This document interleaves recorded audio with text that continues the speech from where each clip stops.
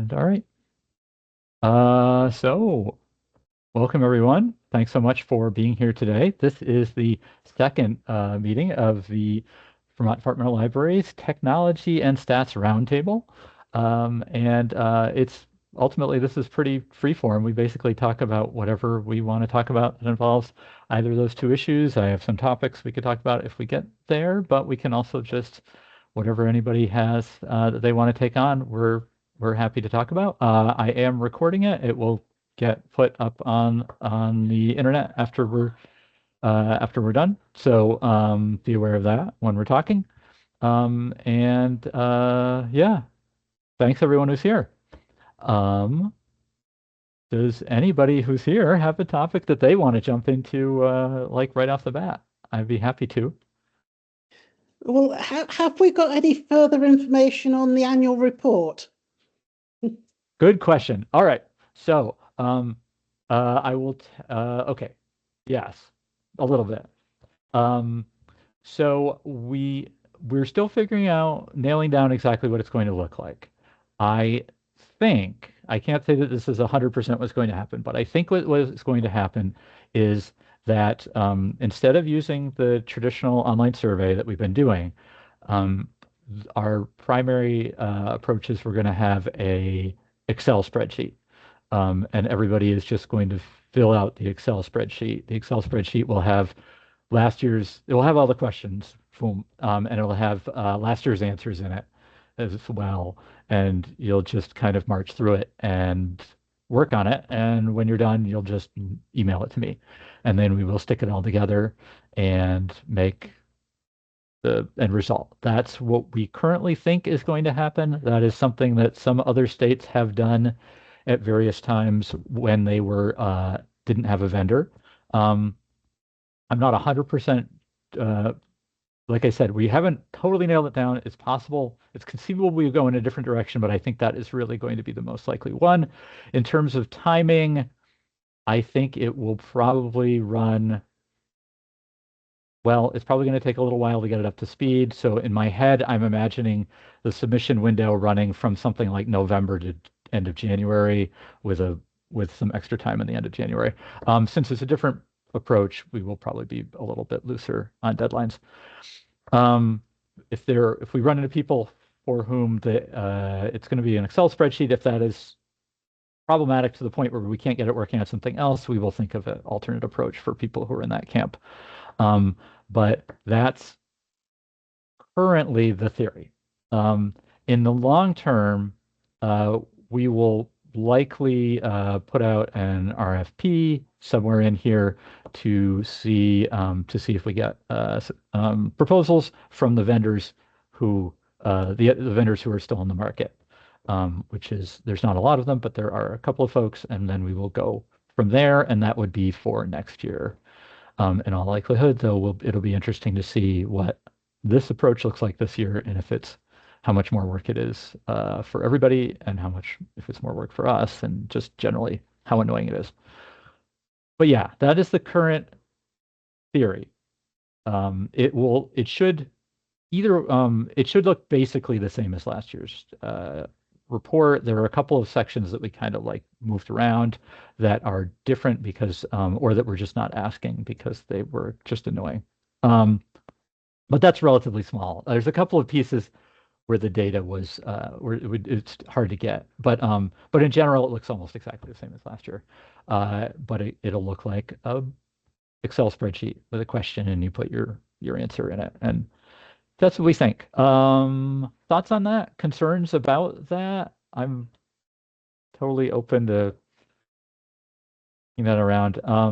It'll be the first time for all of us, so we will be even more willing to have conversations and talk about things getting stuck. But I'm hopeful it won't be too stressful from the library side. I think the part where I combine 160 Excel spreadsheets into one spreadsheet, I'm excited to see how that works. But you all don't have to worry about that. Yeah, so that's the current our current thinking. It's conceivable that we would go in a different direction. Other things that we considered were making a Microsoft Forms form and do it like a survey. The primary issue with that is that you can't save it as you go along, which seems horrifying. So that was the biggest push away from that. We were considering breaking it down into a bunch of sections, but that's still, there's no way to save. So Excel seemed like the least bad option at the moment. But we'll see. And we're, again, totally open uh, to questions, to thoughts, to suggestions. We're just going to try to figure out a way to get all the numbers from y'all to us this year in some way. Um, uh, Welcome, Martha. Thanks for being here. We only just started. So far, we've been talking about the Public Library Annual Report and what our tentative thinking is on that. But that's the only thing we've talked about. And the short version is we're currently thinking that it's going to be everybody's going to get, and we're going to send an Excel spreadsheet out to everybody. And everybody's just going to fill that out themselves and send it to us back. But that's not finalized, and that's something that will provide a lot of help if anybody needs help as we go through it. Is that the spreadsheet that you shared earlier this year? No, it will look different and more annoying in all frankness. It'll look like a lot like the survey used to look in previous years, just shoved onto an Excel sheet. Okay. But again, the hope is that it will not be too torturous. But yeah, okay. So that was question one, annual report. A thing I will mention, which we're going to send out as an email in the future, but just if anybody is curious, anybody who uses Palace Project app, we've gotten a couple questions about how that what happened. Another Baker and Taylor thing. What happens that Baker and Taylor disappears with that? And this will be an email once things get a little bit more settled. But basically, we're trying to move. Currently, for Palace, the state collection in Palace, half of the state collection is on Baker and Taylor, and half of it is on the Palace Marketplace. So what we're trying to do is move as much of the Baker and Taylor stuff over to the Palace side. That we are optimistic that we will get the great majority of items moved over. But because of the way that this market is set up, it's always a little bit challenging. But that's the plan, and ultimately, patrons shouldn't see any real difference, except, like I said, whatever part of the collection we are unable to move, those books will likely not be available. But from the app won't change at all. The logins, nothing else on a mechanical level will change for anybody. But that will be an email probably next week, give or take. Oh, the only exception is if anybody bought anything from Baker and Taylor, any e-content from Baker and Taylor, they should reach out to me and we can help you with that. I don't think most people did, but if anybody did, they can get in touch. Okay, so far we did Public Library Annual Report and a little bit about Palace Project and Baker and Taylor. Other things that people would like to talk about, bring up, hash out, complain about, any of the above. Yes, Laura.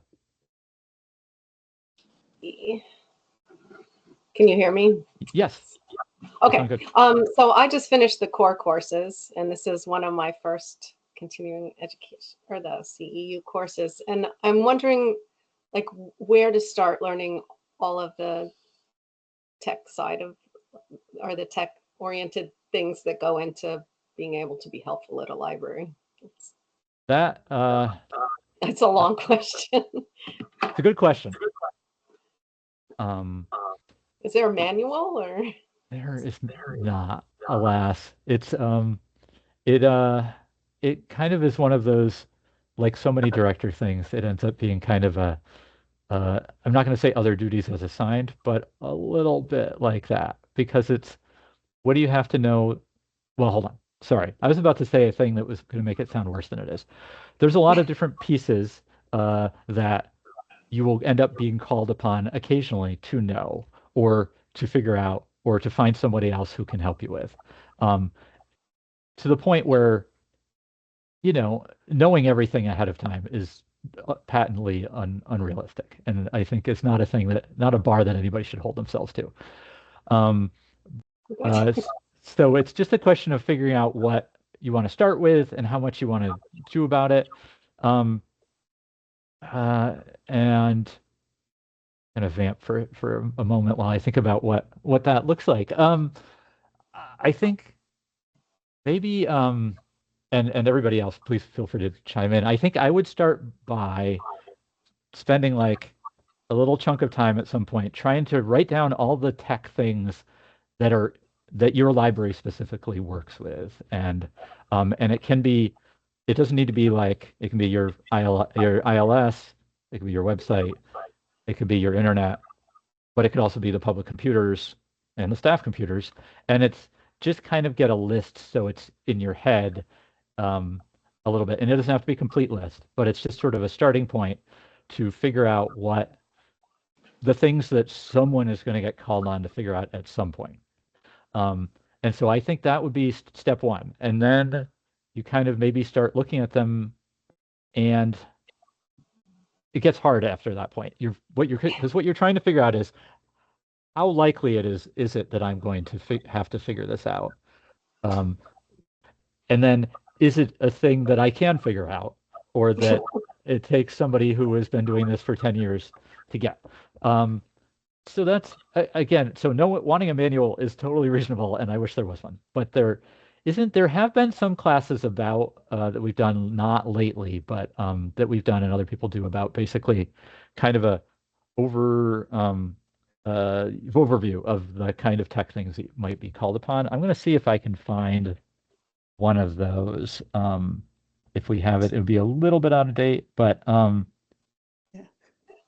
tech credits in the past, there have been some that have been offered by the department, but I would also suggest that you can go to Udemy as well to get some information out of there.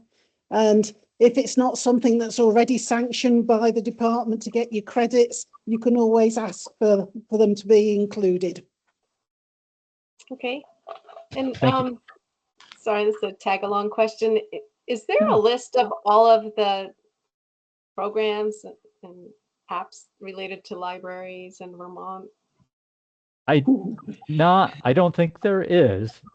So something that often that this actually came up last session to some degree, is that somebody said, if I'm a relatively new director, how do I know who does what and what all the things are, and where I get my catalog software from, and who else, and where do I get my ebooks from, and where do I get my food from? And there's not really a great list. That would be great. That would be a good thing, and that would be a good thing clearly for me to work on, frankly. But there isn't really a great list all in one place.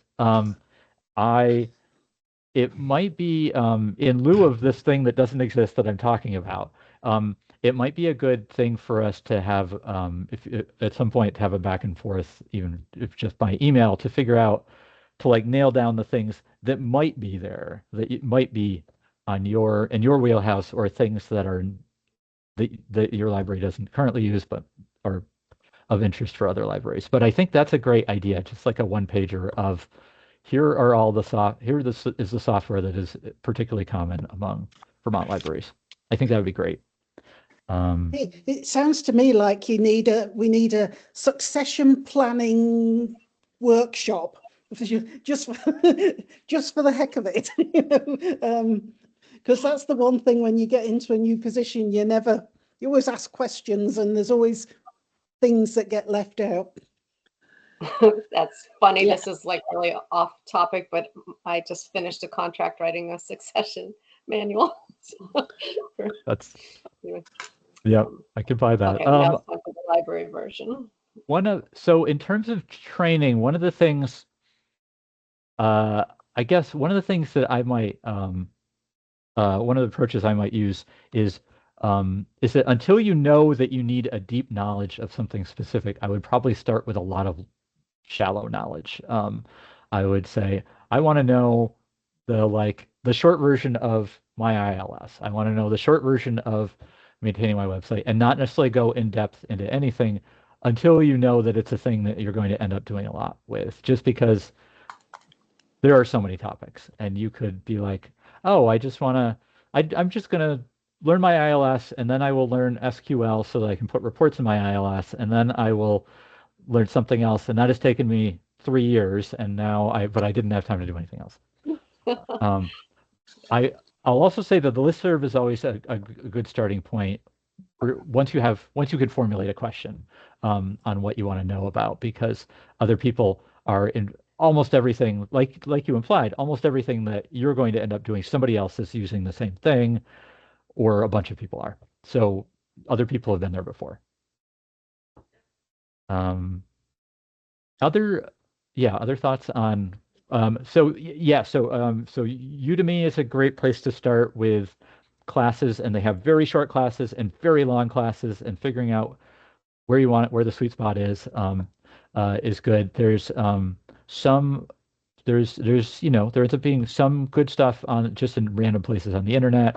If you're on Koha and you want to learn more about Koha, there's stuff out there, or also the stuff that comes from a consortia. They may have other supports. Like if you, again, Koha, there's stuff that either Vocal or Catamount can help with, but Bywater can also assist. Let's see. But there's and then there's just stuff out there sometimes. You want to know about this weird software that we use. You may find stuff on the internet, and then sometimes you don't, and you're like, okay, I just have to start again. Sorry, Julie, were you asking about Udemy? Was that the one we were talking about? Yes. Okay. UDEMY, and that's one of the services that comes through the Department of Libraries. It's it's web courses basically. Not unlike Universal Class, if you had ever used Universal Class before that, but it's available to every. So they're like other web courses that you might have seen in other locales, but they have they're video courses. With a little bit of maybe like paper stuff written stuff in between, but they're on a lot of topics. And it's okay. So it's one of the freebies that comes to public libraries and their patrons through the Department of Libraries. So if you need to figure out access, I'm always happy to walk you through how it works. But it's their classes. There's a huge number of sort of tech and business classes. There is a smaller number of everything else, of personal improvement and hobby and general knowledge and so on. It sort of started off with a business bent, but it's been adding more stuff as it goes along. And then people can sign up for classes. You hop in. There's no homework. Well, there's no graded homework.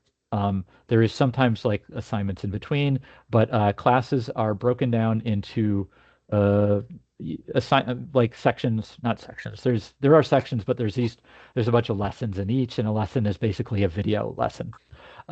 Classes are anywhere from very short, there are half-an-hour classes, to very long, there are like 45-hour classes. You can find a topic that seems like it's covering what you're interested in, but once you're in, you can also jump around. You don't need to do it in order. You can get in and you're like, I just need to know this one thing, and YouTube has not helped me, or I don't trust the YouTube results, so I will go on to Udemy. I will jump in. I only want to know about this little part in the middle of the thing, and that's fine. You can sign up for as many classes as you want. You can add them. You can drop them.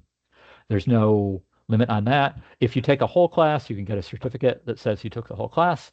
And again, these are open to everybody, at all staff, but also members of the public. Anybody can get to it. They just have to go through their library. And if you ever have trouble, the first thing is you go there, you kind of go through the Vermont Online Library site, you get to Udemy, it recognizes that you're in New York, Vermont, you create an account, and then use that account forever afterwards.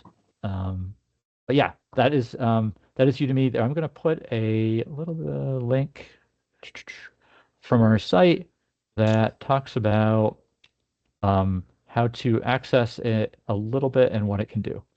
And this is sort of a patron-centric link, and it's a UDEMY. I have found that sometimes finding what you're actually looking for on Udemy is it can be difficult. It's not really intuitive when you're on the site. You have to be willing to dig a little. Yes, I agree. So what happens? So it's a little bit, and this is a good thing to remember if you talk to patrons about it.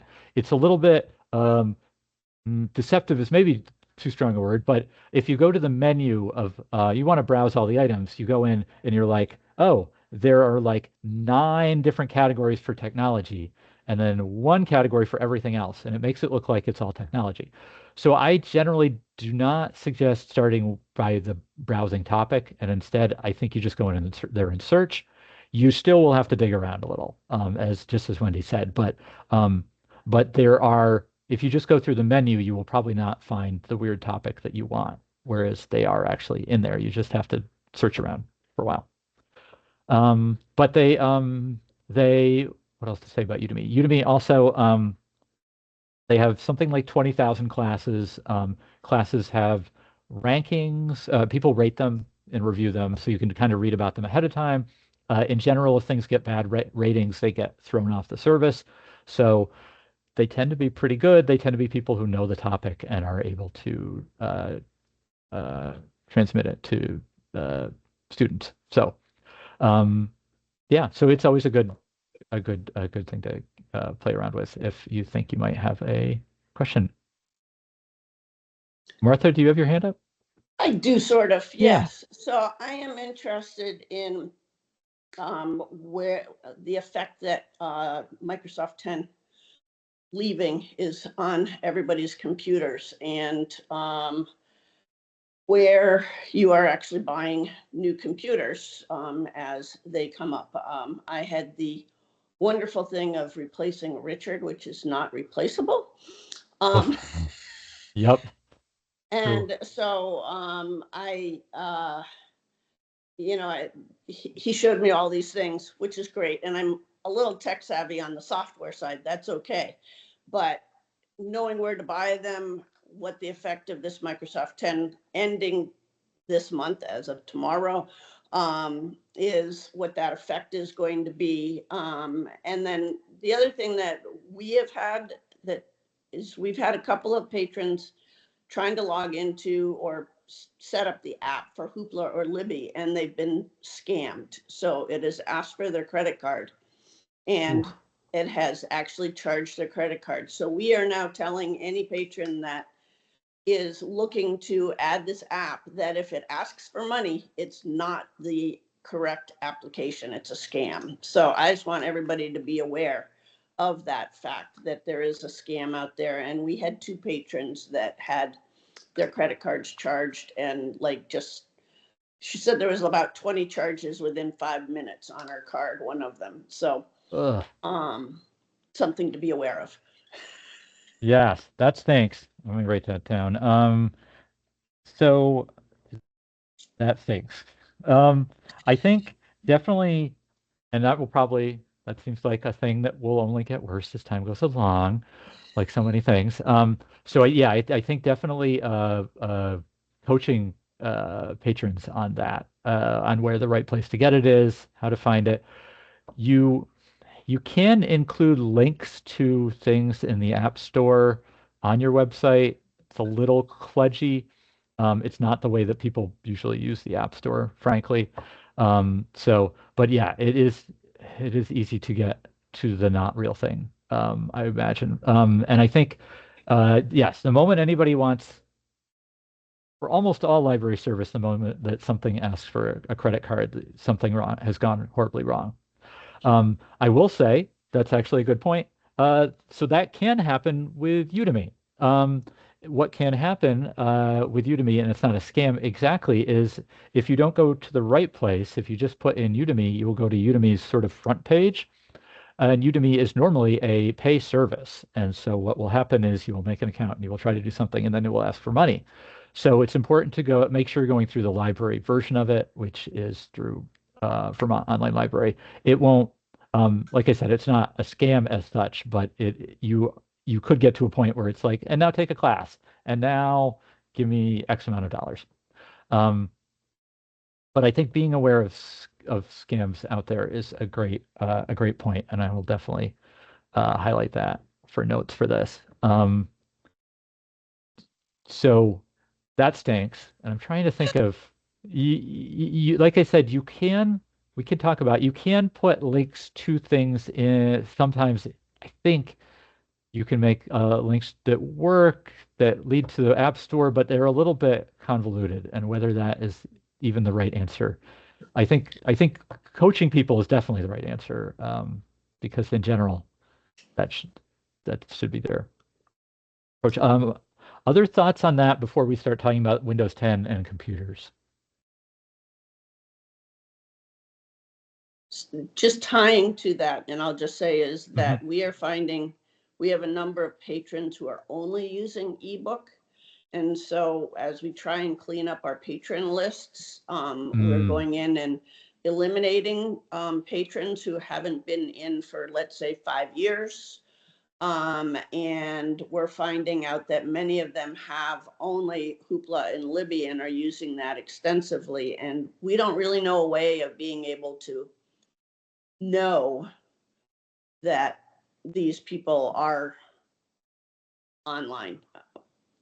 I think you can run, and maybe that's a report, you can run a report that shows who has logged into either of them through your library, but it's a little bit cumbersome and hard to then go and match it up to your patron list. So I'm open to ideas on that as well. The way we handle that is we have patrons, all our patrons expire after each year. And so each year they have to say, my card's expired. We check their credentials again, you know, address and such like, and then we just renew their card, which means that, yeah, sure, they could have 12 months of free use of the e-stuff, but it means that everyone who's got a valid card has been using our stuff over the past year, you know. Do you make them come in, or can they do it over the phone? We do not make them come in, but they have to literally dictate to us their information so that we can check it against who they're saying they are. Yeah. We do have every 2 years ours expire, and we ask for that and go through that. But as we're cleaning up that list of patrons, we're finding these people. And we've also found a number of patrons who have 5 or 6 or 7 different library cards, and they do Hoopla and Libby on all of them across the country.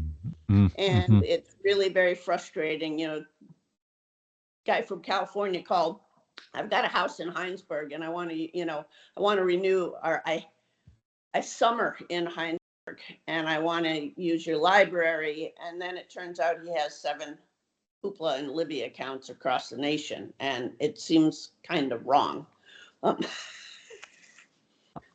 So there's been a discussion on the listserv today that is adjacent to that, where people have been talking about what mailing address do you need to prove in order to do it, and I think that's what part-time residents. I think it's definitely something that you could build into your policies if you were so inclined. I think people. Different libraries have all kinds of different approaches for what access non-residents or part-year residents or people who own property but don't do X. And you could always think about tightening it down a little if you were so inclined. But yeah, it is frustrating when you're like, you could go to any of the other ones. You're probably the other one. The one in California is probably bigger, and probably has more of a budget. So right. But yeah. Okay, yeah, I think I think at the end of the day, you could come up with, like you implied, a sort of more convoluted thing where you find all the info from Hoopla or Overdrive, or you like before you expire people, you like email them all and say, "Hey, are you really alive?" But that seems like a lot of work. I don't necessarily see them having. I think from my perspective, it breaking and them having to call you is not totally ideal, but I don't think it's a bad system. It might end up being the easiest system um, for you, unless it ends up being annoying, frankly. Okay. Yeah. But yeah, I don't think there's a more elegant solution in most ILSs where they can see that that that a thing is happening, that they were contacted for like a SIP2 connection when somebody's overdrive. I could be wrong, but I don't think there is usually a way to really tell that in there. Okay. Um, okay, but so jumping back to Windows 10, we'll talk about Windows 10 and then we can talk about computers. 'Cause so Windows 10, I imagine that there are a lot of people, there are a lot of libraries who have Windows 10 computers that are public computers that are still running, and maybe staff computers. I imagine that there are an enormous amount of people in the public who are in that boat as well. For there are a couple of ways that you can potentially conceivably get updates on them if you want to. And I'll send a thing out that, because we talked about this a little bit in the last one, that there are potentially options for people in the public or I think potentially something business-esque, which is what libraries are, to get a year of updates on Windows 10, um, which uh, which doesn't solve the problem long term, but would push off this deadline. I don't. I haven't actually done it, so I have no idea what it looks like either as an individual or especially as a library who's like, I have 9 of these. What does this look like? But they supposedly there was this deal where you could pay them $30, I think it is, for a year. Um, or you could do these other weird things where you're like, I use Bing as my search engine and I earned Microsoft points or some insane thing like that, and then I could get it for free. So I think that's a thing that could potentially help some people get a little more time without where you're getting updates. Security updates are the real issue, the real problem here, and it's like so many things, it's the level of risk, and it's figuring out what level of risk. And I don't know that anybody has a really good handle on what that level really is, what it represents. I think everybody is either going to say, for the most part, people are like, it's not that big a deal because there are people who their general approach, or they're going to say, oh no, it's really risky because that's their approach. And I think nobody has a real sense. My sense is that there are a huge number of people who are not updated in our Windows 10 because Windows 10, I think, might still be the most popular OS. It was, or if not, it's very close to being still the most popular OS. And so there are a lot of people out there, and there are a lot of people, so that is so far from an answer. I apologize. There is not a great answer. I think it's knowing that it's a thing that is not, it's suboptimal. It's a thing that is not sustainable in the long term, but figuring out what library is like, oh yeah, I'm going to buy 8 computers right now. Okay, no problem. Nobody Right. can do that. So it's just figuring out what is realistic for you and what you can do and what the timeline is. Again, I'll share this out. I think exploring whether the sort of the short term 1 year of updates is a thing that is doable and what it would look like is certainly viable. I think being maybe extra careful about antivirus on the computers that are in that boat is a thing that you could do to somewhat mitigate risk. There isn't a way to make the risk go away, but there is a level of risk with any public computer. It's not like Windows 11 is magical and we'll never get anything wrong with it. So the only way to make sure that nothing ever happens to your computers is to unplug them and leave them in a closet. So, which I sure is Very tempted many effective. times. Yes, not so good. So, yeah, so that's a long-winded way to say, but it's figuring The out other what. thing is Oh that yeah. this has happened before as well, and it's going to happen again. So the way we've looked at it is that sure, we still have computers that aren't Windows 11. We do have AGV antivirus software on everything, which mitigates it a bit, maybe. But we try and update all our computers on a 5-year basis. Yeah, we don't quite hit that, but that's our aim. And so we know for a fact that anything of any real import will be upgraded. And we just, we're just going with that. I think it's the best we can offer. We did buy 3 new computers, which for us was, that's sort of pushing it.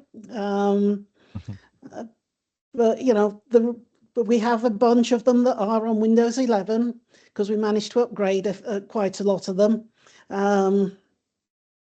But because we have the 5-year cycle of replacing as well, it meant that a lot of the Windows 10 machines were upgradable to Windows 11, which was a godsend as well. So maybe the key is having a schedule for replacing what you have got and crossing your fingers in the meantime. Thank you, Wendy. Yeah, I think that seems. I imagine that you are in great company in that. Well, maybe not as good company for having a fairly solid timeline for replacement, because I think that's a thing that's easy to have. Just, oh, we do it when we can, and which can end up being 8 years or 10 years or something like that. But I think I feel like there are probably relatively few libraries and public libraries in the state that have no Windows 10 machines currently operating, is my suspicion. Um, but finding ways to make an approach that is workable is, I think, what you're doing. Um, and yeah, other thoughts on Windows 10? We can talk about getting new computers or where to look for computers in a second. But any other thoughts on dealing with Windows 10 and that? I will say, if you have computers that are Windows 10 eligible that you haven't done yet, and you can make that happen, that's definitely a thing that you would want to start with. Probably most of them are already up, and the things we're having are not eligible. But let's see. Okay, so where to get computers?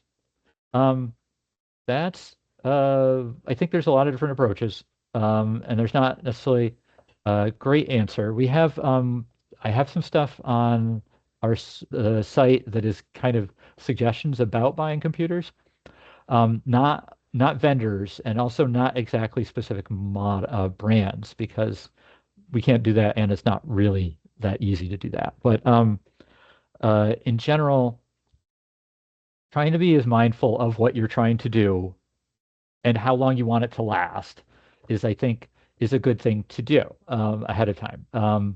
When you're buying computers, there's, because there's this huge, you can get a super cheap, super cheap to super expensive is always there, is always available. And how do you figure out what you want to do?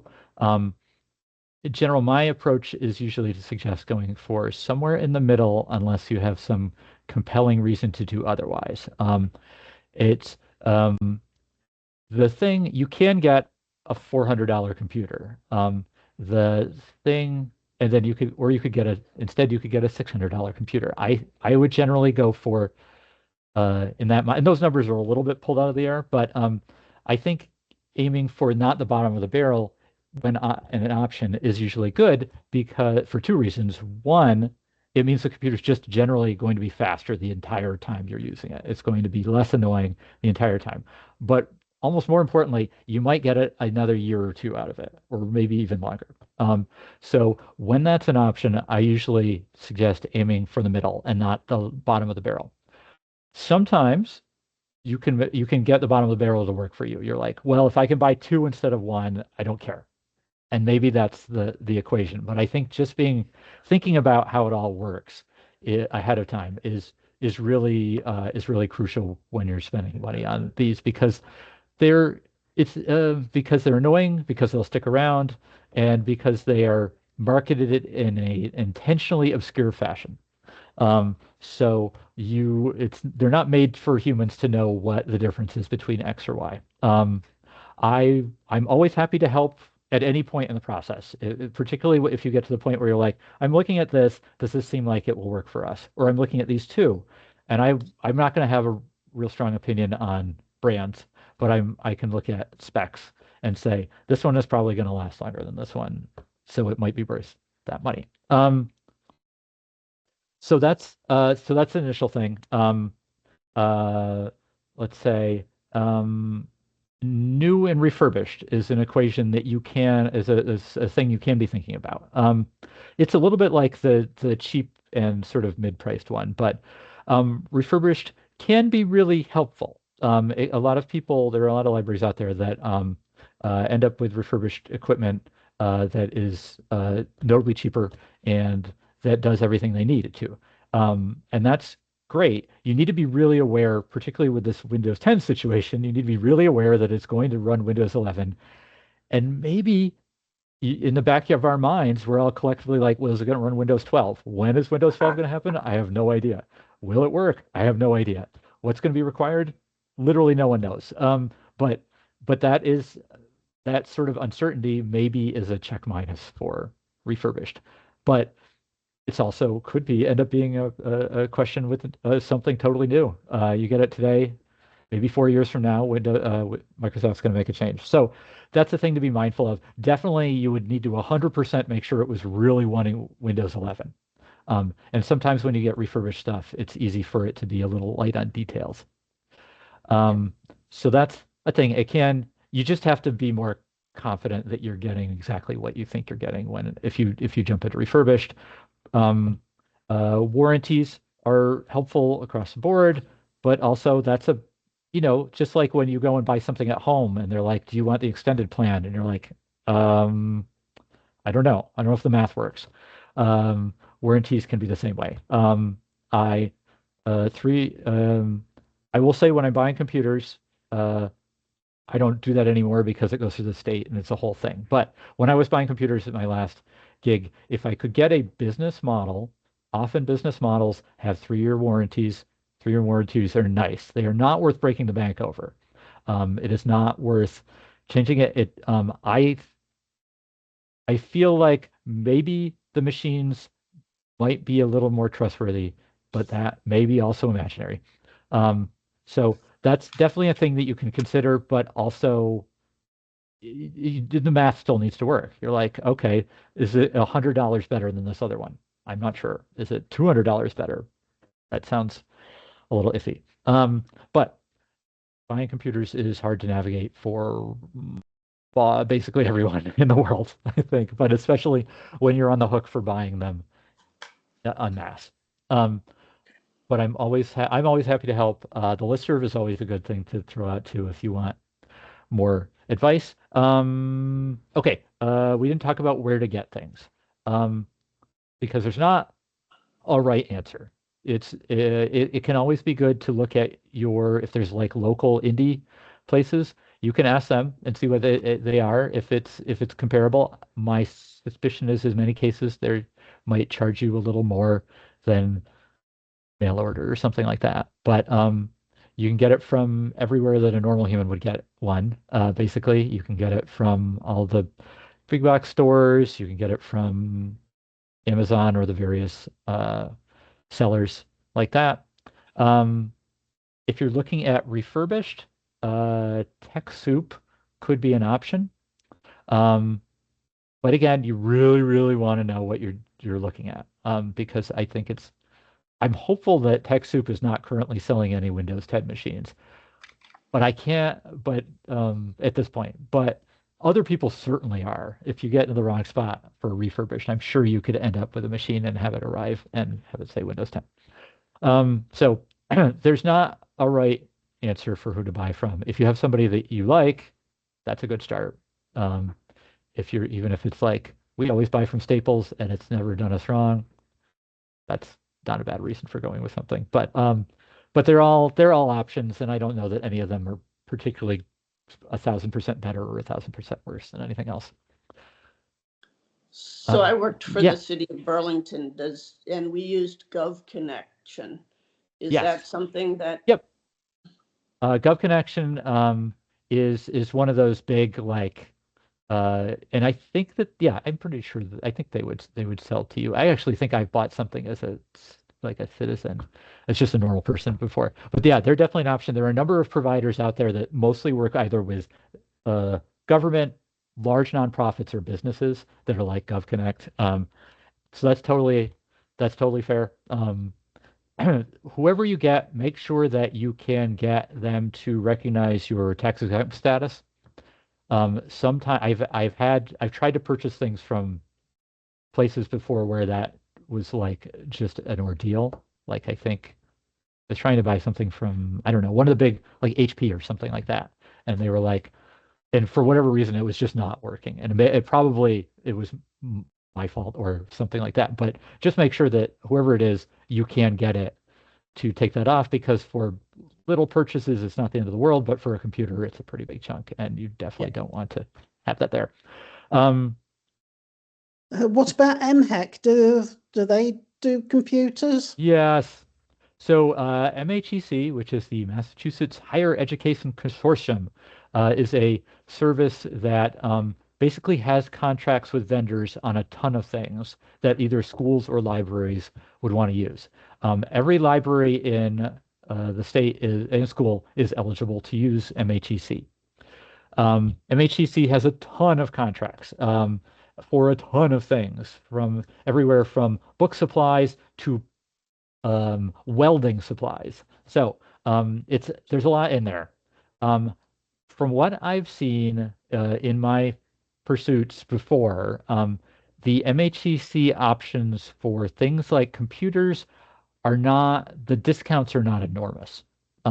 It's like, we will give you 1% off or something like that, which is just nice, but it's not necessarily worth going through jumping through hoops. You can go there and look and see what their options are, definitely, and you'll see them in the contracts if you want to dig. But that's been my experience before, is that it's one of those things that the margins I think are so slim that they are not in a position, or that they're not interested in passing along discounts.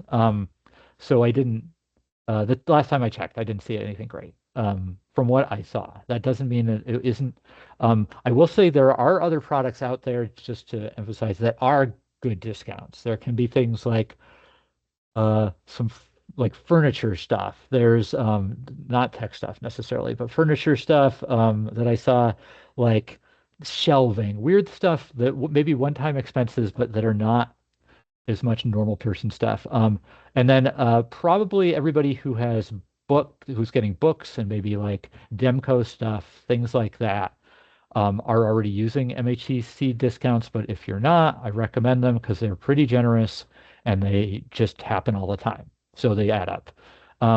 But yeah, I didn't find great stuff for like desktops last time I checked. Maybe like the more expensive stuff might be better if you have to get a server. Hopefully you don't have to get a server, but if you did, that might be there might be better stuff in there, but it didn't seem like it was totally compelling, and that you would probably be better off looking for the circular and finding the day that a computer was cheap, or Black Friday or something like that.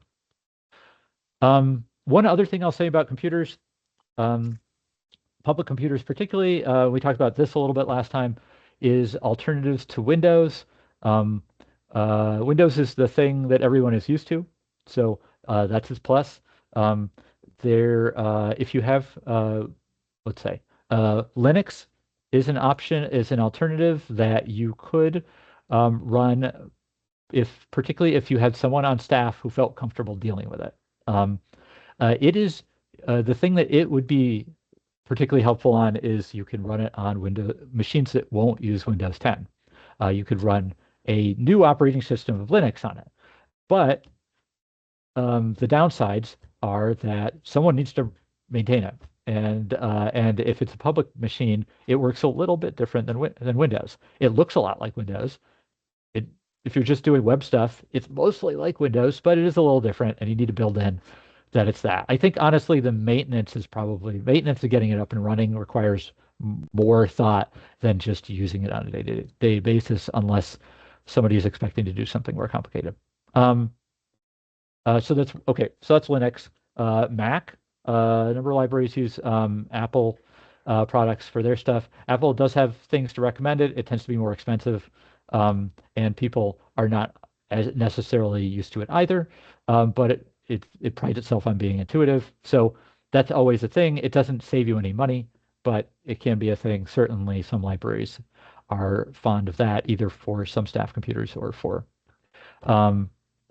public computers. And then Chromebooks. Chromebooks are definitely an option, particularly for public machines or staff machines that only get used for very specific things. Or also lendable computers. If you are exploring, if you lend out laptops or something like that, Chromebooks can be a viable answer. Chromebooks are they tend to be cheaper than other computers because they don't require as much resources. That is generally the case because you can't do as much with them, and they're made to do the things that you are going to do, which is basically run around on the web fairly well. So in general, they can be cheaper. They have some things that make them work pretty well for sort of guest mode situation where you don't need to run deep freeze on them. That's just kind of like not a default, but it's an easy thing to run with them. So those are positives. Negatives are, again, they don't look like Windows. They don't do everything that Windows does. So you need to make sure that they are able to do everything that you want them to do. There is also, so that's, they can be a solution. They have their own, they age out as well. And the cheaper the model you get, probably the likelier it is to aging out. And when it ages out, it doesn't get updated anymore. You run into the same issue that Windows 10 has. So those are all things that you could consider at your library as solutions. I think that I'll say for Chromebooks, my approach is also to aim sort of middle of the market, but the middle of the market is a little bit cheaper than a Windows middle of the market computer. And then lastly, on the Chromebook front, we talked to somebody at the State Library in Georgia, and they use Chromebooks extensively through the individual libraries use them as lendable Chromebooks. So they have like a couple thousand of them going or something like that. And they have found at that scale particularly, which is not the scale we're operating at for anything, they found them great. They were so invested in them. They're like, they're so easy to manage at that scale. Doesn't really help you as much. But the thing that I wanted to emphasize is for lendable Chromebooks is that you can set them up so that if they don't come back, you can turn them off and they just turn off. And you could sort of, I think by emphasizing the point that you were able to turn them off at any point, I wonder if they would be less likely, not totally unlikely, but less likely to walk off, which seems to sometimes happen with laptops. Anyway, that was a lot. Thoughts on any of that? I'm sorry, I just sort of like bulldozed through that. I apologize. I thought it was great. Very helpful. Thank you. So I have some, I can share out the notes from last time and a couple other spots that have some of this stuff from before, so you have it in writing. But other thoughts on buying computers, Windows 10, figuring out what to do with the perils of public computers, or anything else like that anybody wants to talk about?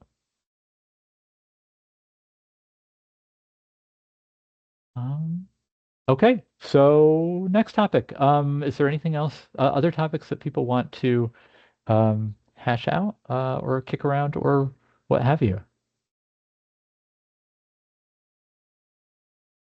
I have a few that, let me think. Um, okay, well, I'm going to talk about one very quickly, and this is not as much a discussion as a how many people are aware that there is going to be a change in the sort of accessibility requirements for websites? Um, what's happening? Uh, Thank you, Wendy. So what's happening is that, and there, y'all have a little bit of time. I want to open with that. This is what's happening is WCAG, which is sort of a working group around accessibility. They come up with standards, and the standard, their new standard. So sorry, I'm going to take a step back. What does accessibility on websites mean? That is predominantly means that a website um, uh, is as accessible as possible to people who are using screen readers, people who have color blindness, um, people who are blind or in some cases deaf, people who, but it can go as far as, you know, reading level, dyslexic fonts, things like that. That's all sort of built into, and much more is built into accessibility. But WCAG has come out with guidelines which are called 2.1. These new guidelines are going into effect for public organizations um, for depending on your population. For the state of Vermont, it is happening in April of next year, April of 2026. For us, the population limit is places with 50,000 people. So there are no libraries in Vermont that have 50,000 people in their town. So the second date is 2027, April of 2027. So this is a thing that, so this is sort of like I'm putting this out as a reminder, but also more information will be forthcoming. I just want people to kind of have this in their radar. We are going to be doing programming around this. Um, it is, um, it is, it can be a little bit complicated, but it's important to kind of think of it in steps and like what best practices can we do? How can we figure out what we're doing? But we're going to offer programming about it, so it will be coming. That will probably be coming relatively soon. We're more under the gun because our deadline is next year, because we have the whole population of the state, um, and it can mean traditionally accessibility can mean things like putting alternative text for images that you want people. So if somebody can't see it, they know what the image is going on. But there's also some organizational stuff that happens and some complications with products like PDFs and so on. But yeah, so that was a long way to get to. We are going to be offering some training on this, and we're going to be bringing this up as the deadline, as you all get closer to the point where you're going to have to do this. This is one of those things where I think everybody's going to be making their best effort as we get closer. And I don't know that everybody will have everything perfect all the time, and I don't know that that's absolutely a realistic goal. But it's really your website. This is impacting your website. It doesn't necessarily impact other content, but if it's something that you put on your website, this will be a thing down the line. But yeah, mostly just know that we'll talk about it more in the future, and that we'll have trainings, and we will help everybody else, and hopefully we will have already just learned what we need to do because we will have had to do it. Yeah, okay. Have you got any sort of timeline when that'll happen? Because we're starting to look at the possibility of updating our website, and obviously we don't want to update it and then have to re-update it in another year's time. Yes. What I can do is we have some of the like general stuff about that people are using, approaches that people are using around it. So I can share that out with everybody even before we have a training attached to it. So we can do that. And I think that particularly if you're working with somebody if you have somebody uh, outside of your library who is going to help with it, I think they are probably all becoming incredibly aware of it, of the requirements, and I think have baked it in. It's mostly it for those of us who are doing it ourselves, where we are trying to get up to speed. But I'll share out some examples of what we have, and to kind of walk everybody through what the expectations are before you have to, because it would be great to just knock that out and not have to do anything. I think that you will be in a spot where that is what your goal will be, or at least you will mainly solve that, and you will maybe know that you have, but we have some old documents we have to figure out, and that's going to be the other piece that you and us and everybody else is going to kind of be working on.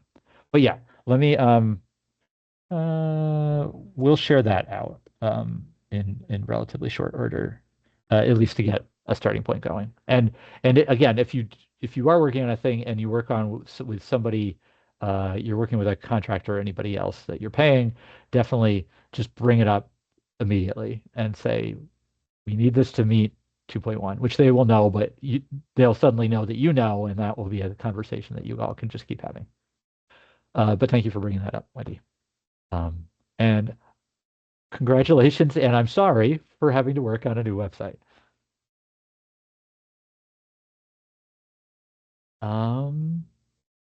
Other topics that people would like to talk about or bring up, or just things that people are struggling with.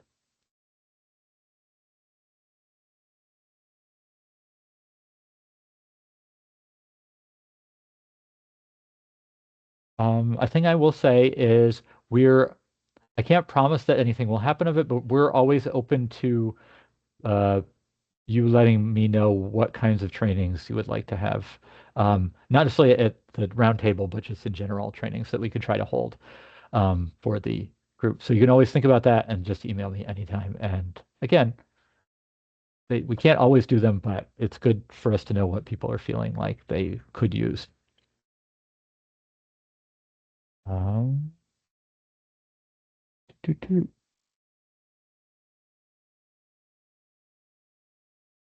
right. Well,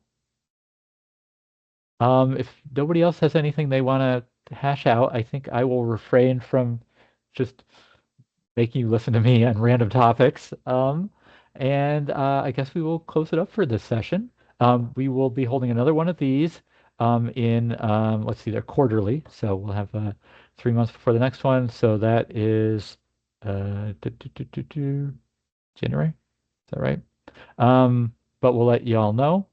The recording and minutes of this will go out as well, and also share the link to the last time around one in case it has any topics that are of interest. And also, again, I'm available anytime for anything so just if you have a question, if there's something that doesn't make sense or that I maybe possibly could help with, always reach out. Also, the listservs are always there too, so that's always an option if you have a question. Invariably, whatever you're dealing with, somebody else is dealing with it too. All right. Well, thank you so much. Thanks everybody for coming. I really appreciate it. And I hope everybody has a good Halloween. I will talk to you all soon. Thank you, Josh. Thanks all. Really appreciate it. Joshua. Have a good one. Take care. You too. Thank you.